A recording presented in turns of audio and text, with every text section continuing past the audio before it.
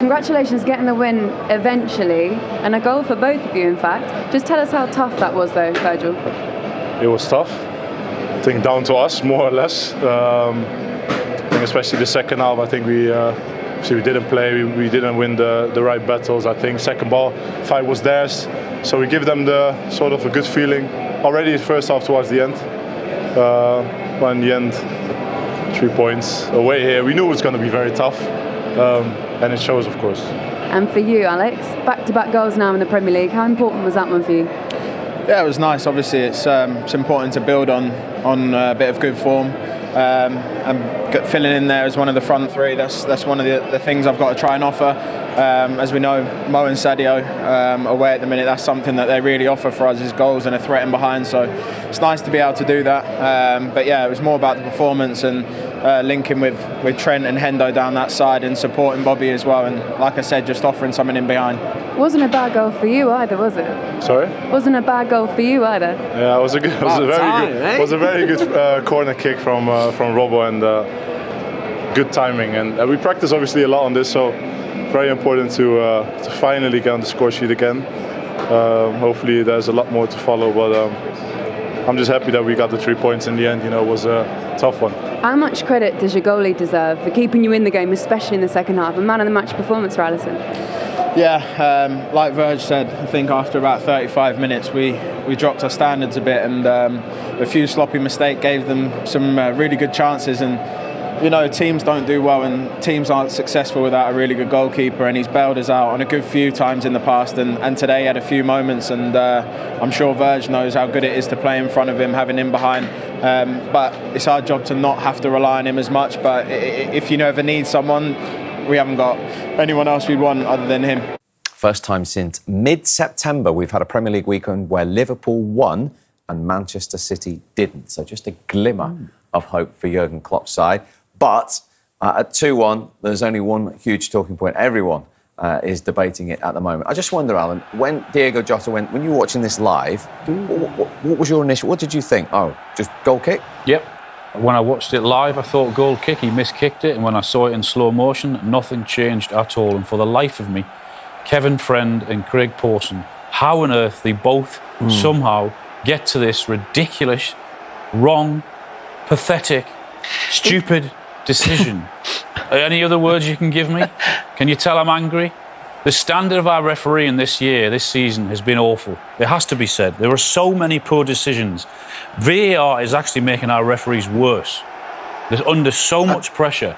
And I go back to the point. Never, ever, not a penalty in a million years, and how two experienced, so-called experienced referees can somehow think that is a penalty is baffling to me.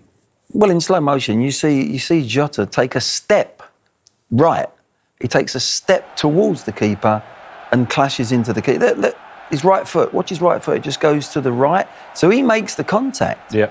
And there is no way on earth that is a penalty. Anyone that's played the game and knows the game, I mean, if they're giving penalties for that, Alan would have scored double the amount of goals he scored in the Premier League. The crucial thing here, it wasn't given on field. And we keep being told that you have to be 100% certain to either give it or overturn it. So, Craig Pawson in VAR thinks that is an absolute howler from Kevin Friend. Yeah. Really?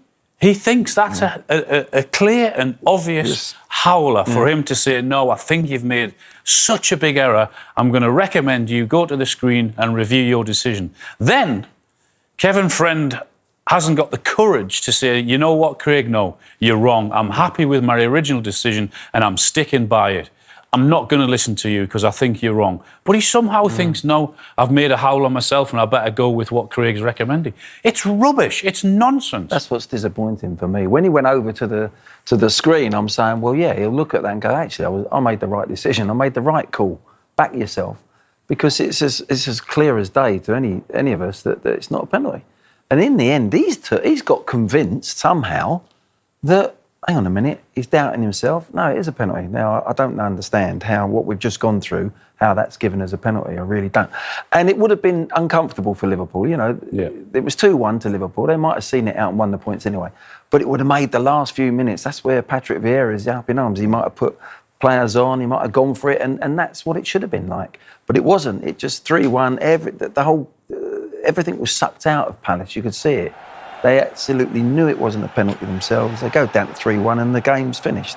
And Fabinho kept his cool amongst it all. Yeah, he kept his cool. I mean, Liverpool were under the cosh the second half. Virgil van Dijk said it a lot because they took the foot off the gas. We highlighted the two big chances Palace missed in the first half, which was Liverpool being really sloppy. They changed it up a bit in the second half, went 2 up top Palace and asked a lot more questions of Liverpool, and they'll feel that they were a tad unlucky because they did miss a couple of chances. I think by going 2 up front as well, with that high line that we talk about Liverpool, you've now got 2 strikers that are looking to go in behind and people to make runs. First half, they couldn't time their runs, they couldn't get enough possession.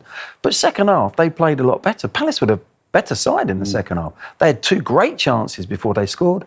They could have ended up being 3-2 up, ridiculously, after looking at that first half. So it was a good performance second half from Palace. But the 3 points are Liverpool's, and here's the view of their manager, Jurgen Klopp. A really dominant start to the game, 2 early goals, and then a switch. What happened?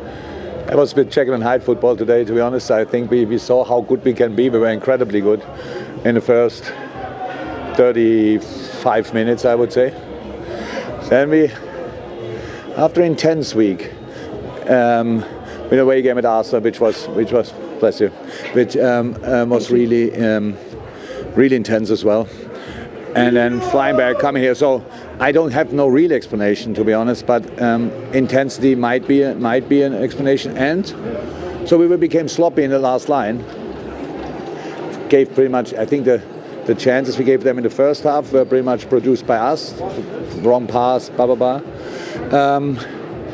And then second half we were not compact. First line pressed too high with no real. The distance was not right, so they just played the long balls in behind. I don't know why they were not offside. Our fault, of course. So, and all of a sudden the game opened up, and then you have to fight back. That's what the boys did. But we were brilliant in 35 minutes, and the opposite in the rest of the game. How key was Alisson for you today? Sorry? How key was Alisson for you today? I said to him now, thank you for saving our ass again, and he told me it's my job. And I said, yeah, that's the job of all goalkeepers, but they don't do it that often anyway. So yes, very helpful having a world-class goalie in the back. The penalty at the end of the game, when it started to get really spicy between the two teams, how much of a relief was that to get that penalty and put the game to bed? Massive relief. I didn't see it back, but I don't think I have to, because VR thought it's a penalty. The ref saw it is a penalty. So the people, Crystal Palace people, thought it's no penalty. I understand, but I think that's the proof you need. And so then top taken by Fab, and big 3 points today for us. Really big. Intense period again. So now a little bit of breather, which helps, at least for most of us, not for all of us. The Brazilians have to go, Taki has to go, but the rest can take a deep breath and then we start again. Well, they'll start again, and as we said right at the top of the day, all they can do is keep winning and see where it takes them. Yeah, absolutely. They've done their job today, and I mean, he summed it up perfectly in terms of the chances they gave Palace in the first half. They gifted them. Second half, Palace were the better team, came into it. Liverpool didn't play well at all, but they did enough, did what they had to do, get 3 points after Man City slipping up yesterday, and they'll keep on going. Yep, they've done their job this weekend. Second place Liverpool, 2 goals to the good at half-time at Selhurst Park against Crystal Palace. They have now scored the most goals from corners. What about the first one? How easy was this for Liverpool? Well worked from Liverpool, but from a Crystal Palace point of view, it's terrible. Edouard at the near post there. His body position is all wrong. He's got to be on the half turn. Then I don't know where he actually drifts to, but he actually should attack the ball in that position there where we've got him. But if you just watch him where he eventually ends up, then look at Henderson. He blocks Mitchell from going anywhere, from attacking the ball to that near post. I mean, it is a series of errors from Crystal Palace. It's so bad. Then you've got the 2 defenders in there, Schlupp and Anderson, who actually run into each other.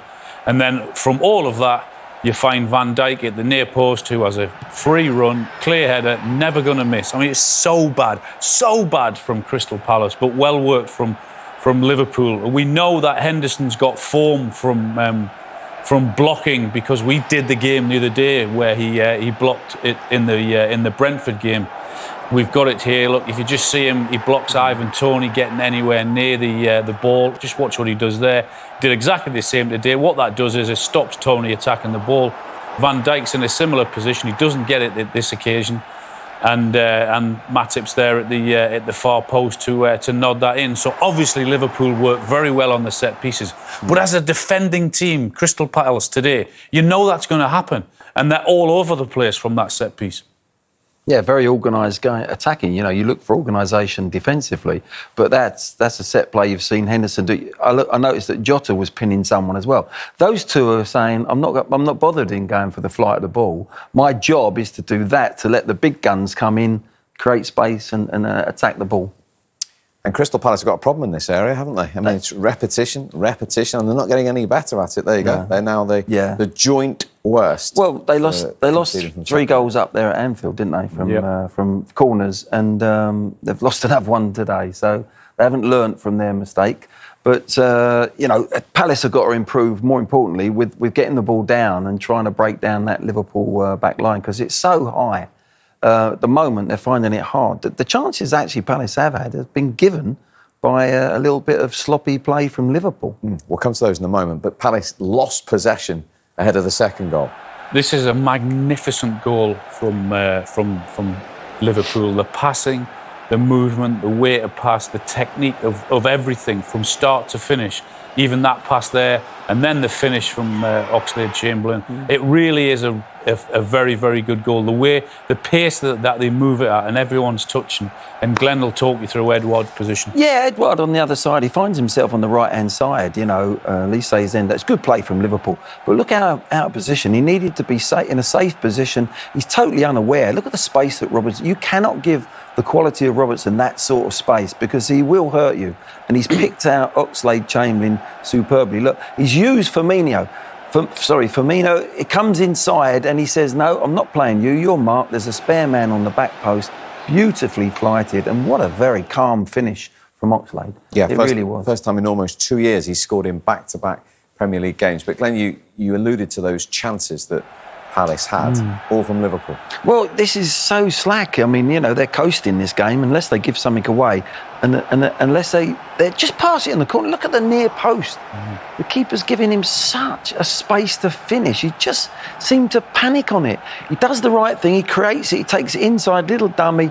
Look at the hole there. Just keep a calm head, and Palace are back in the game. Again, sloppy play from Liverpool. They break quickly. This is a lovely weighted pass.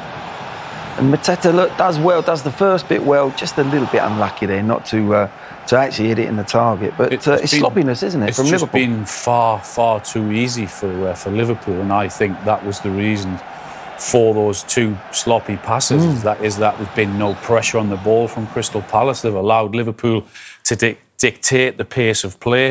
At times for Liverpool, it looks as if it's been a training game.